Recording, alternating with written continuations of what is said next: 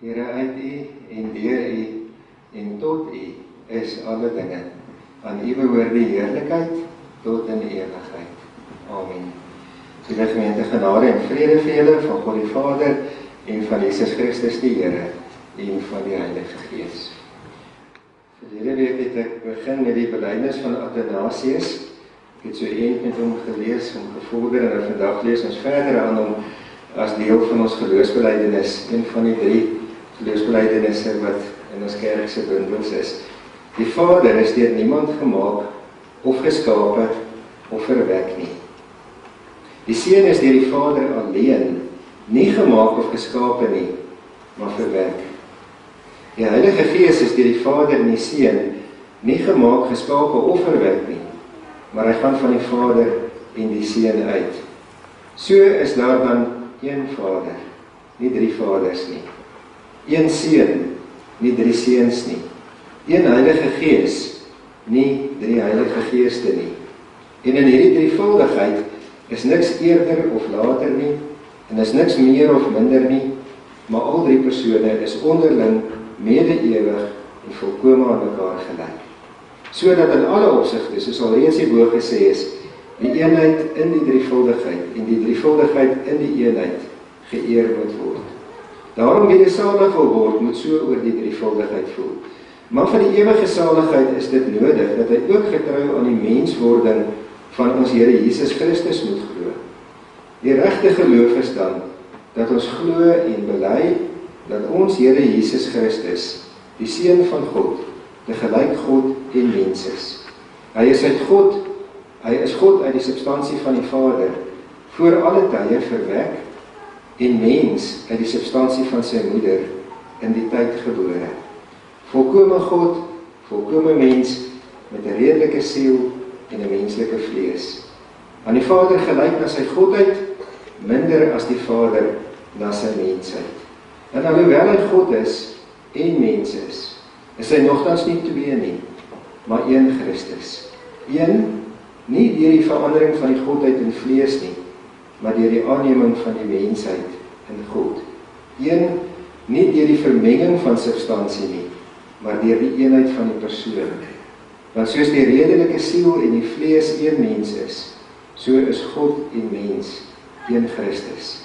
Wat gelei het om ons saligheid ontwil, dat hy neergedaal het, op die 3de dag weer opgestaan het uit die dode. Wat opgevaar het na die hemel, wat aan die regterhand van die Vader sit, en van daar sal kom, om hulle wat nog lewe, en hulle wat alreeds gesterf het, beoordeel. By sy wederkoms sal alle mense rekenskap gee van hulle werke. Hulle wat goed gedoen het, sal in die ewige lewe ingaan, maar hulle wat kwaad gedoen het, in die ewige vuur. Dit dan is die algemene geloof. As iemand dit nie getrou en vas glo nie, sal hy nie salig word nie. Dis dan die belydenis van Athanasius. Ons gaan vanmôre lees uit 1 Johannes hoofstuk 1. 1 Johannes hoofstuk 1. Nou aan die boom is die 10 waardes waarna ons in hierdie reeks gaan kyk. Ek het aanvanklik vir gesê dat ons op Kersdag gaan klaarmaak, maar nou gaan ons 'n Sondag voor Kersfees klaarmaak, want ek sou nou vandag nie gewees het nie, maar nou is ek hierso, so nou is ons Sondag voor Kersfees klaar. Dan gaan ons Kersfees iets anders dus. Maar dis al die temas waarna ons gaan kyk. Ons het reeds gekyk na een God, ons het reeds gekyk na respek en na nederigheid, vandag kom ons dan by eerlikheid. Ek het sommer ook so 'n bietjie vooruit al gewerk, so as u dalk so 'n bietjie wil voorberei, vandag se preek het ek op Maandag geskryf. Volgende week sinne gaan oor daai moreel. As jy dit wil gaan 'n bietjie voorberei, dit gaan uit Markus 7. Daar waar Jesus se disippels graan eet, sonder dat hulle hande ritueel gereinig het. Dan kom die Fariseërs en dan sê hulle vir Jesus, maar dit is verkeerd, En dan sê Jesus vir die Fariseërs dat dis schijnheilig is. En dan sê Jesus, dis nie wat jy eet wat jou onrein maak nie, dit is wat oor jou lippe uitkom, dis wat uit jou mond uitkom, want dit kom uit jou hart uit. En dit is wat onrein is, die mense hart. En dan die Sondag daarna gaan oor vrygewigheid gaan, en daar kan u gaan voorberei uit 2 Korintiërs 9, waar Paulus ook praat oor 'n boer wat saai. So die preek is nou allemaal geskryf, jy kan so 'n bietjie gaan voorberei, as jy iets so lang wil. Maar vandag dan nou 1 Johannes hoofstuk 1, ons begin lees by, ons kan eintlik maar by vers 5 begin lees, hoofstuk 1 vanaf vers 5 kan ons maar begin. Dis nou die boodskap wat ons by hom gehoor het, en aan julle verkondig, God is lig, en daar is geen duisternis in hom nie. As ons beweer dat ons aan hom deel het, en ons lewe in die duisternis, lieg ons, en handel ons nie volgens die waarheid nie. Maar as ons in die lig lewe soos hy in die lig is, het ons met mekaar deel aan dieselfde gemeenskap, en reinig die bloed van Jesus, sy seun ons, van elke sonde. As ons beweer dat ons nie sonde het nie, bedrieg ons onsself, en is die waarheid nie in ons nie. Maar as ons sondes bely, hy is getrou en regverdig, hy vergewe ons sondes, en reinig ons van alle ongeregtigheid. As ons beweer dat ons nie gesondig het nie, maak ons hom tot leenaar, en is sy woord nie in ons nie. Ek skryf aan julle, my liewe kinders, dat julle nie moet sondig nie. En as een van ons sondig, ons het Jesus Christus, die regverdige, as ons voorspraak by die Vader. Hy is die versoening vir ons sondes, en nie net vir ons sondes nie, maar ook vir die van die hele wêreld. As ons die gebooie van God gehoorsaam, weet ons daaraan dat ons hom ken. Iemand wat sê, ek ken hom, maar nie sy gebooie gehoorsaam nie, is 'n leienaar, en die waarheid is nie in hom nie. Wie sy woord egter gehoorsaam, en hom in die liefde van God werklik sy doel volkome bereik, hieraan weet ons dat ons in hom is. Wie beweer dat hy in hom bly, behoort self ook te lewe soos Jesus gelewe het. Geliefdes, dit is nie 'n nuwe gebod wat ek aan julle voorskryf nie, maar 'n ou gebod wat julle van die begin af gehad het. Die ou gebod is die boodskap wat julle gehoor het, tog is dit ook 'n nuwe gebod wat ek aan julle voorskryf. Dat dit werklik so is te sien in Jesus en ook in julle, want die duisternis is aan die verbygaan en die ware lig skyn alreeds. As iemand beweer dat hy in die lig is, maar hy haat sy broer, is hy nog steeds in die duisternis. Wie sy broer lief het, bly in die lig, en daar is niks wat hom laat struikel nie. Maar wie sy broer haat, is in die duisternis, en lewe in die duisternis, en weet nie waar hy gaan uitkom nie, omdat die duisternis hom blind gemaak het. Ons lees tot sover. Johannes wat in hierdie gedeelte gereeld waarheid en leuen teenoor mekaar stel en ook sê, wanneer mense leenaars is, leuns vertel, en wanneer mense die waarheid doen, en die waarheid lewe. En daarom is hierdie so gepaste stukkie vir wanneer ons praat oor eerlikheid, want dit is die waarde waarna ons vandag gaan kyk, die waarde sover, een God, respek, nederigheid, en dan vandag eerlikheid. Nou, mens kan, as mens nou oor eerlikheid preek, 'n verskriklike klomp preke maak.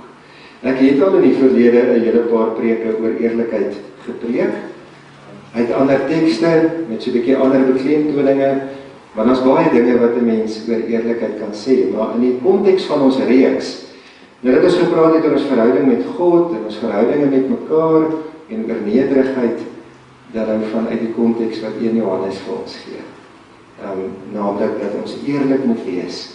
Eerlik oor die sonde in ons lewe, dat ons eerlik met God moet wees oor die sonde in ons lewe, dat ons eerlik moet wees oor die manier waarop ons verlos word van ons sonde, en dat ons eerlik moet wees oor ons verhouding met God.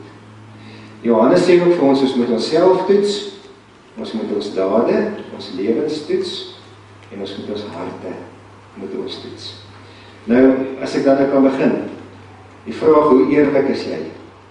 Nou, ek dink as 'n mens vir mense sou vra, hoe eerlik is jy, dan sal die meeste mense reken, hulle is baie eerlike mense. Sal sê, maar ek is eerlik, en ek praat altyd die waarheid, en daar is nie leuns in my nie, Mense glo baie maklik dat hulle eerlike mense is. Ek het afgekom op 'n stukkie wat iemand geskryf het oor 'n TV-program. Nou, die episode waarna hy verwys het omtrent 10 jaar gelede gewys. Ek weet nie of die program nog wys nie, maar daar was 'n program gewees, The Moment of Truth, game show. En wat in hierdie program gebeur het, is dat mense kom, jy skryf nou in, en dan kom jy nou, en dan gaan sit jy, en dan koppel hulle 'n leenverklikker aan jou. En dan vra hulle vir jou 21 vrae. En as jy al 21 vrae eerlik antwoord, en die leenverklikker sê van al 21 vrae jy die waarheid gepraat, dan het jy, en dit was 10 jaar terug, dan het jy $500,000 gewen. Nou ek het nou so 'n bietjie gaan currency converter doen op Google, en rande is $500,000 is 6,75 miljoen rand. En so eenvoudig, jy moet net 21 vrae eerlik antwoord, nie alleen vertel, en 21 vrae wat vir jou gevra word nie. Maklik. Hulle sê, dat in die tyd wat daai program op TV uitgesaai was, het niemand die geld gewen nie. Daar was nie een persoon wat 21 vrae eerlik geantwoord het nie. Hulle sê, daar was 'n vrou gewees, wat 'n verskriklike ding erken het. En dit was die waarheid wat sy erken het. En sy was eerlik daaroor. En dit was so erg gewees, dat almal in die ateljee was geskok gewees, doordat sy so eerlik oor so verskriklike ding kan wees. Die masjien het gesê, sy praat die waarheid. Sy is op pad na hierdie geld toe. En toe vra hulle vir haar die volgende vraag, dink jy is 'n goeie mens? En toe sy haar antwoord, eerlikwaar, ek glo ek's 'n goeie mens. En toe sê die masjien, sy log. Maar wat het daar gebeur? Sy het haarself die hele tyd oortuig van haar leuns. Mense doen dit partykeer, hulle glo hulle leuns. Hulle lieg so vir hulle self dat hulle leuns glo. Dis wat hierdie vrou gedoen het. Sy het die hele tyd vir haarself geglo, dit wat sy oor haarself glo is die waarheid. Maar God het vir elke mens 'n gewete gegee. En 'n mens se gewete kan nie vir 'n leenverklikker jok nie. Jou gewete jok ook nie vir jouself nie. En die masjien het dit opgetel, dat haar gewete vir haar gesê het, nou praat jy nie die waarheid nie. Ek wonder hoe baie mense daar ook vandag is wat regtig eerlik is met hulle self. Of wat die leuns wat hulle vir hulle self opmaak, oor hulle self glo. Jesus het 'n baie belangrike ding gesê, in Johannes 8 vers 32, het Jesus gesê, die waarheid maak 'n mens vry. Die waarheid. Om in die waarheid te wees, en in die waarheid te lewe, dit maak 'n mens vry.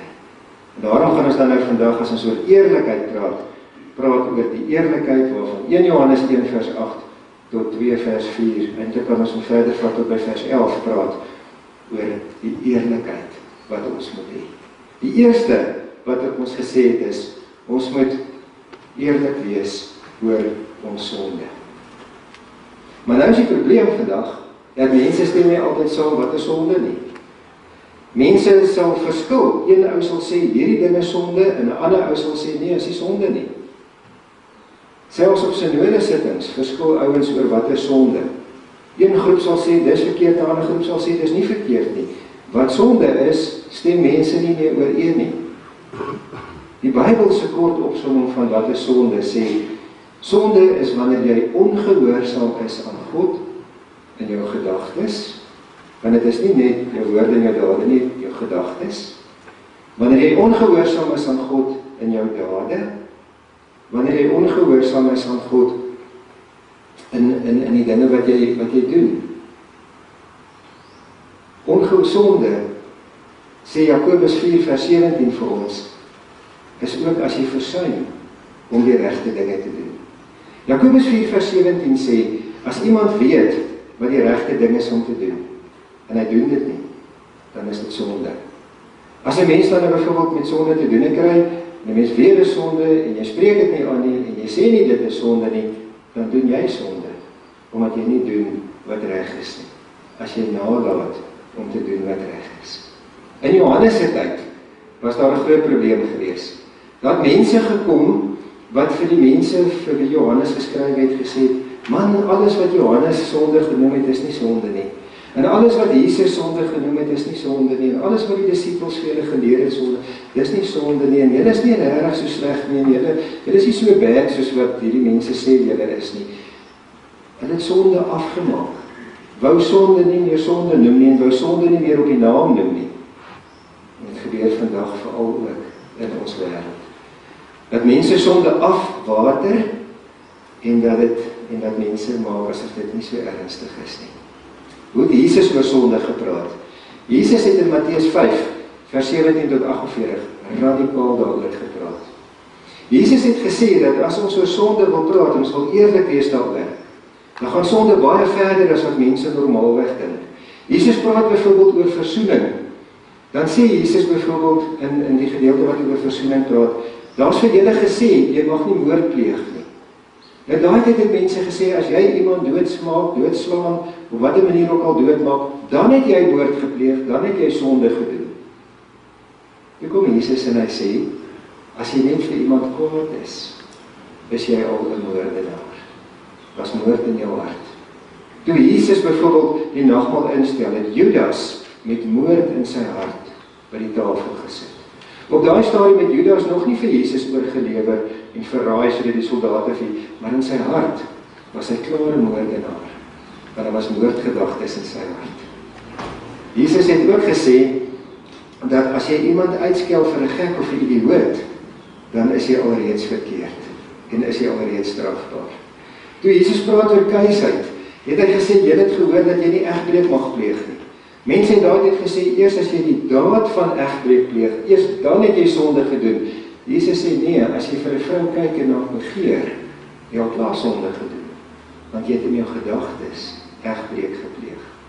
Toe Jesus praat oor vergelding, toe sê Jesus, 'n mens kry kwaadwillige mense, mens kry mense wat dit nie met jou goed bedoel nie. Mense wie se gesindheid, wie se ingesteldheid, wie se hart teenoor jou vol haat is, of wat vernydig is teenoor jou. Jesus het gesê, jy moet jou nie eens teen hulle verset nie.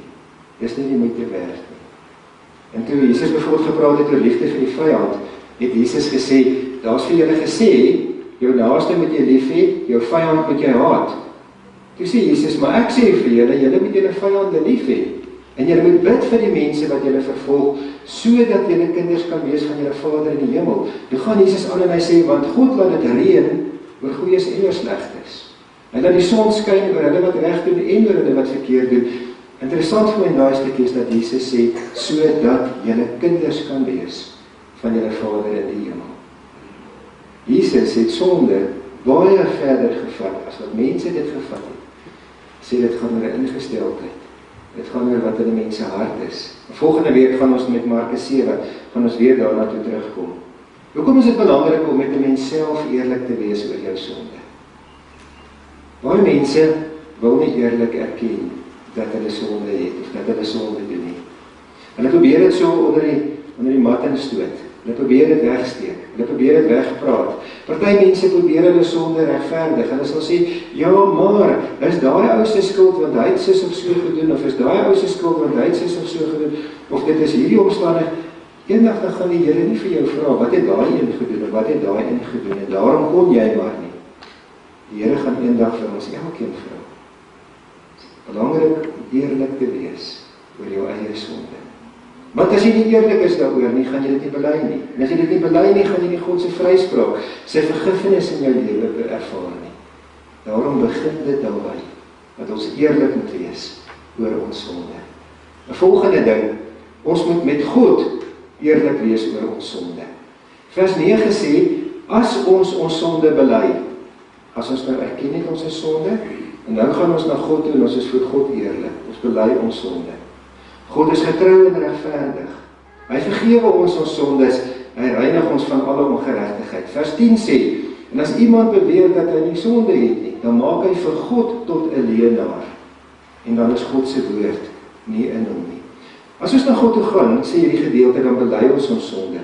Weet jy, hier is 'n baie interessante ding. Die Griekse woord wat Johannes hier gebruik vir bely, as ons sondes bely, het 'n wonderlike betekenis. Daai Griekse woordjie vir bely beteken om saam te stem, om dieselfde te dink en dieselfde te sê en dieselfde te voel. So, ek gaan nou na God toe en ek bely my sonde vir God. So wat doen ek eintlik? Ek gaan na God toe en ek sê vir God, Here, ek voel oor hierdie sonde soos wat U daaroor voel. En hoe voel God oor sonde? God se heiligheid kan sonde nie verdra nie. God se heiligheid is 'n verterende vuur. Sonde kan nie in God se teenwoordigheid bestaan nie. So voel God oor sonde. Dis 'n oortreding, dis 'n breek van sy wil, dis ongehoorsaamheid aan hom. So moet ek oor my sonde voel, dat ek soos God voel daaroor. Nie net, Here, ek is jammer en nou sit ek raai nie. Regtig berou hê oor die sonde, soos God daaroor voel. Soos God dink daaroor, so moet ek dink daaroor. Soos God sê daaroor, so moet ek sê daaroor. Dan het ek berou. Dan bely ek werklik my sonde voor die Here. Partykeer dan so mense, soos ek nou gesê het, net vinnig sê, Here, ek is jammer en dan klap. Maar dan voel nie regtig soos God daaroor voel nie, dan het jy nie werklik bely, soos wat Johannes sê, jy moet bely nie. Partykeer dan so mense soms so in die algemeen sê, Here, vergewe my vir al my sondes. Die Bybel wys vir ons en veral Dawid, dat 'n mens spesifiek moet wees oor jou sondes. Dawid het in Psalm 51 sy sonde by die naam genoem, en in baie ander psalms ook, en het voor die Here bely, en nie net so, Here, in die algemeen, vergewe my vir alles nie, maar eerlik met God gewees. God weet in elk geval daarvan, ons kan dit nie vir hom wegsteek nie. En 'n mens kan ook vir die Here vra, as jy nou regtig bekommerd is daaroor, dat jy dalk nie seker bewus is van sonde in jou lewe nie, kan jy vir hom vra om dit aan jou bekend te maak. In Psalm 139, vers 23 en 24, sê Dawid vir die Here, Here, deurgrond my hart, ondersoek my, sien my onrus raak. En dan sê hy in vers 24 vir die Here, dan hy sê, Here, kyk asseblief of ek nie dalk op die verkeerde pad is nie, en lei my op die beproefde pad. Dis vir my so mooi daai wat hy sê, Here, kyk asseblief, ek wil nie op die verkeerde pad wees nie, en as u sien ek is op die verkeerde pad, wys dit vir my, dat ek kan regmaak. Ons sien dit ook in 2 Samuel 12 vers 13, hoe dat die profeet na Dawid toe gekom het. Dit is nou dat Dawid sonde gedoen het. En toe kom die profeet, die man van God, en hy sê vir Dawid, jy het sonde gedoen, want dit is wat profete moes doen. Dis wat reg deur die Bybel gebeur, dat sonde aangespreek word, dat sonde by die naam genoem word. En toe kom Dawid en hy sê, ek het voor God gesondig. En toe hy dit bely, toe sê die profeet vir hom, jou sonde is nou vergewe. God gaan jou laat lewe. Daarom, eerlikheid, in die eerste plek, moet ons ons sonde erken. Nie ontken, weg probeer praat, weg probeer redeneer, of probeer regverdig nie, erken. Tweede ding, na God toe gaan. En vir die Here sê, Here, ek is verskriklik jammer, dat ek u onere aandoen. Ek weet hoe u hieroor voel, ek voel ook so daaroor. Ek is jammer, Here, vergewe my asseblief. Dan ontvang jy sy vryspraak, want dit is die volgende ding. Ons moet met eerlik wees oor hoe ons die verlossing gaan ontvang. Want daar is baie mense wat reken, as jy maar net goed genoeg is, dan ontvang jy die verlossing. Jy moet dan probeer om die meeste van die tyd 'n goeie mens te wees, jy moet dan redelik goed lewe, jy moet hard probeer, as mense na jou kyk, dan sien hulle as 'n goeie ou daai. Dis nie die oplossing vir sonde nie. Party mense vergelyk hulle self met ander, en hulle sê, maar daar is baie slegter as ek is beter as hy. Daarom is my sonde daarom nie so erg nie. Jy sondig ook, net op 'n ander manier, as wat daai persoon sondig. Ons moet eerlik wees oor ons verlossing. En hoe? Hoofstuk 2 vers 1 en 2 sê baie duidelik vir ons, hierdie dinge skrywe ek vir julle, dat julle nie moet sondig nie. En as julle sondig, ons het Jesus Christus as die voorspraak by die Vader. Hy is die versoening, nie net vir ons sondes nie, maar vir die sondes van die hele wêreld. So wat moet ons dan besef? Net Jesus bloed kan my van my sonde reinig. Petrus is nogal baie ernstig daaroor. In 1 Petrus 1 vers 18 en 19 sê hy, goud kan jou nie loskoop nie. Silwer kan jou nie loskoop nie. Aardse middele kan jou nie loskoop nie. Daar's net een manier, en dit is die bloed van Jesus Christus. Om werklik by hom uit te kom en by hom vergifnis te kry. En dan die laaste, ons moet eerlik wees oor ons verhouding met God. En nou het Johannes vir ons 'n paar toetse hier gegee. Die eerste is, hy sê, ons moet onsself toets. Nou, Paulus het dit ook gesê, in 2 Korintiërs 13 vers 5, 2 Korintiërs is eintlik 'n baie hartseer brief om te lees. In 2 Korintiërs lees ons hoe dat Paulus praat van 'n tranebrief wat hy voorheen geskryf het, maar wat vir ons verlore geraak het. Wat gebeur het is, in 1 Korintiërs lees ons hoe dat Paulus die gemeente seker vra, hy het daar gewerk, die gemeente was lief vir hom, alles het goed gegaan, toe gaan hy weg. Toe kom daar mense wat van hom loop en skinder, wat hom loop en sleg maak. Wat vir die gemeente in Korinthe sê, maar Paulus dit, en Paulus dat, en Paulus is, en Paulus so, en ons weet mos, hoe Jakobus sê, hoeveel skade skinder maak. Skinder is soos 'n vlammetjie wat 'n hele bos aan die brand steek. Jy steek 'n stukkie hout hier aan die brand, en op die ou einde brand 'n hele bos af. En dit is wat in Korinthe gebeur het, met Paulus. Die gemeente het hier hom gedraai, hy het hom begin haat. Hulle het sleg van hom, hulle was opstandig teenoor hom. Toe skryf hy vir hulle 'n tranebrief, om die verhouding tussen hom en hulle te probeer herstel. Die brief het ons nie meer nie, maar die 2 Korintiërs brief praat hy ook aan mekaar daaroor. Dan sê hy vir hulle, ek wil nie as ek na julle toe kom kwaai wees nie. Maar as ek moet sal ek, maar ek wil nie eintlik nie, maar julle gaan my dwing om kwaai te word. Julle gaan my dwing om na julle toe te kom en die roede saam te bring en julle nie te spaar nie. Maar ek wil nie eintlik nie, maar ek sal moet. En dan kom hy na dit in vers 5 en dan sê hy, kyk of julle regtig in die geloof lewe. Sê hy vir die hele gemeente, kyk of julle in die geloof lewe. Baie mense sê, hulle lewe in die geloof. Maar doen almal dit regtig? Dis wat Paulus vir die Korintiërs vra. Julle almal sê dit, maar is dit regtig in julle lewe so, dat julle in die geloof lewe? Wat se toets kry ons hierso? Vers 3 tot 6, as jy by die woord bly, as jy lewe soos wat Jesus gelewe het. Dis die toets. As ek nou my lewe vat, bly ek by die woord, doen ek wat die woord sê, so toets ek myself, om te kyk of my lewe reg is. Behalwe dit, toets ons ook ons dade.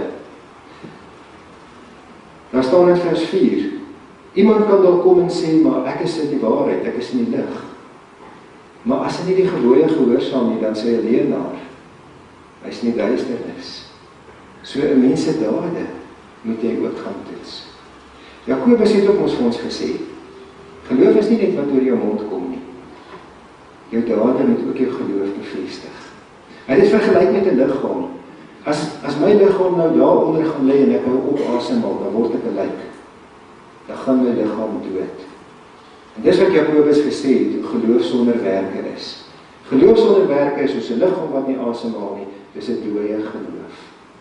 Jesus het in Matteus 7, het hy gesê, daar sal mense eendag na hom toe kom, wat sê, Here, ons het in U naam gepreek, ons het in U naam wonderwerke gedoen, ons het in U naam duiwels uitgedrywe. Dan sal Jesus sê, gaan weg, ek ken julle nie, want julle die wil van my Vader oortree. En wat is die wil van die Vader? Jesus het dit saamgevat deur te sê, deur lief te hê. Johannes sê almekaar, as jy nie lief het nie, is jy 'n leenaar as jy sê jy is 'n kind van God. Want dit is as jy lief het, dat jy geken word as 'n kind van God. Tweede Sondag terug, het ons gekyk na Matteus 25, waar Jesus die skape en die bokke skei. Dat jy aan mense gedoen het, het jy aan God gedoen. Dat jy nagelaat het om vir mense te doen, het jy nagelaat om vir God te doen. In 1 Korintiërs skrywe Paulus, dan sê hy vir die gemeente, daar's 'n fondament, dis Jesus, en elkeen van ons bou op hierdie fondament, maar party bou met hout, en party met gras, en party met strooi, en party bou met goud, en party met silwer, en party met edelstene. En toe sê Paulus vir hulle, onthou eendag dan gaan die Here kom, en hy gaan julle werke toets. Jou lewe gaan in die vuurwind kom, die toets, nie die hel nie, die toets. Party mense wat met hout, gras en strooi gebou het, se werke gaan nie bly staan nie. Dit gaan verbrand. Jy gaan gered word, maar met skade. Jy gaan skade ly. Maar as jy goed gebou het, met goud, silwer en edelstene, jou beste vir die Here gegee het, jou gesindheid was reg, jou hart was reg, sê daai gedeelte gaan jy met beloning gered word. Ons dade is belangrik. Mense dink partykeer geloof is net wat in jou kop is. Solank jy net in jou kop reg dink, is jou pad hemel toe. Natuurlik moet jy in jou kop reg dink, maar die Bybel sê dit moet ook in jou dade wys. Anders beteken dit wat jy in jou kop het niks nie. En dan 'n verdere toets is dat ons moet ons hartstogte, ons hart moet ons toets. En daai paar verse sê hy ook vir ons baie duidelik, as ek hulle daar kan opsê die versies, Johannes ook. Maar die versies wat hy daar noem, gaan juist oor liefde. In 1 Johannes 2 sê hy, as jy beweer dat jy vir God lief het, maar jy het jou broer nie lief nie, as jy 'n leienaar, en die lig en die waarheid is nie in jou nie. Dis as jy lief het, dat jy in die lig lewe, en dat jy nie gaan struikel nie. Jesus het in Johannes 13 vers 34 en 35 gesê, as jy mekaar lief het, gaan almal weet dat jy my disippels is. Dan gaan die wêreld glo. Nie as jy almal in julle koppe reg dink nie, as jy mekaar lief het. As jy lewens dit wys, as jy dade dit wys, dan gaan die wêreld weet. Ek wil afsluit met 'n storieetjie, maar voor ek by die storie uitkom, om dan saam te vat. Die eerlikheid waaroor ons dan vandag gepraat het, is belangrik. Elke een van ons moet eerlik wees oor die sonde in ons lewe. Ons moet met God eerlik wees daaroor, en by hom uitkom daaroor, en vir hom sê, Here, ek is eerlik voor u, oor die sonde in my lewe, ek bely dit voor u, om sy vryspraak te ontvang. En as jy sy vryspraak ontvang, en jy is in die waarheid, soos Jesus gesê het, Johannes 8, dan maak die waarheid jou vry. Dan sal jou lewe, jou dade, jou gedagtes, jou woorde, jou optrede, alles sal dit bevestig. Ek lees van 'n skool, waar daar 'n onderwyser was, wat vir die kinders ook lewenswaarhede geleer het, soos hierdie waardes waarna ons nou kyk. Hy het hulle ook geleer van eerlikheid en van integriteit en van opregtheid en van al die goede. En toe kom hy en toe die jaar verby is, toe sê hy vir hulle, weet julle, ons het 'n probleem. Die skool kry finansiëel swaar. Ons gaan nou nie volgende jaar ons deure kan oopmaak nie. Maar in hierdie dorp waar ons skool is die baie ryk mense. En ek het 'n lysie opgestel van wat ons skool alles nodig het. Julle moet in die aand gaan as dit donker is, sodat niemand julle sien nie. Dan moet julle hierdie groep by die ryk mense gaan steel. Dan sal ons skool volgende jaar weer kan oopmaak. Ons sal kan voortbestaan. En van hulle het geprotesteer en gesê, nee, maar wie dan vir ons geleer, toe sê dat julle het dan volgende jaar 'n skool wees. Toe gaan hulle. Maar eenetjie bly agter. En die leermeester sê vir hom, hoekom het jy nie gegaan nie? Hy sê, nee, ek kan dit nie gaan doen nie. Ek kan nie gaan steel nie, ek kan nie oneerlik gaan wees nie.